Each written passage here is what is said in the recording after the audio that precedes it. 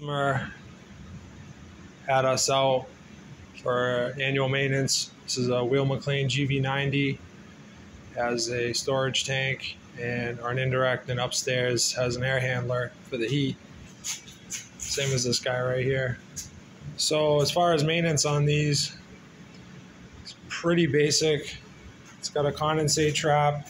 It's got that silver collector over there. The problem I have with these, if you really want to get into cleaning that collector, you actually have to drain the boiler down partially, get some new gaskets, and take that whole thing off. So I usually just flush some water down the exhaust from the outside and get some water flowing. This one, the trap was actually completely plugged before. I got it cleaned now, and they're all kind of wonky. They didn't put any kind of hangers or anything, so I just put, for now, that and a zip tie.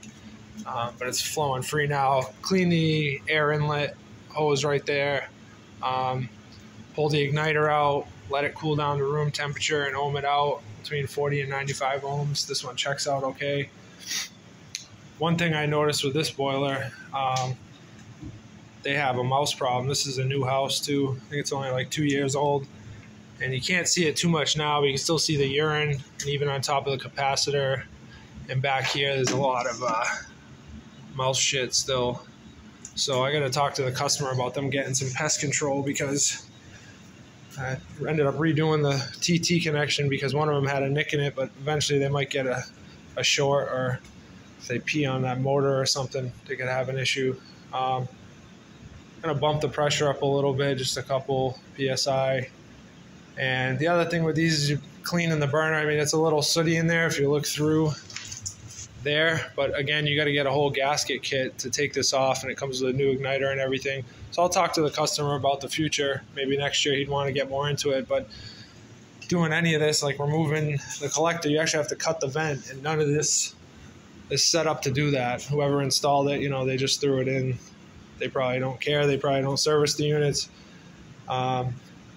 It is what it is. So that's obviously a much more expensive service than just kind of making sure condensate's flowing freely, there's nothing jammed in the air intake, checking the pressure, making sure everything's good, testing the heat, even checking gas pressure on this. You need like a U-tube manometer, and they really don't recommend it. I've talked to them about these boilers before, Weil Mclain, and they're like, you got to be super careful. You can pull some of the liquid from the U-tube manometer into the gas valve, and it's just not worth getting into unless you start having any issues with noise or combustion problems.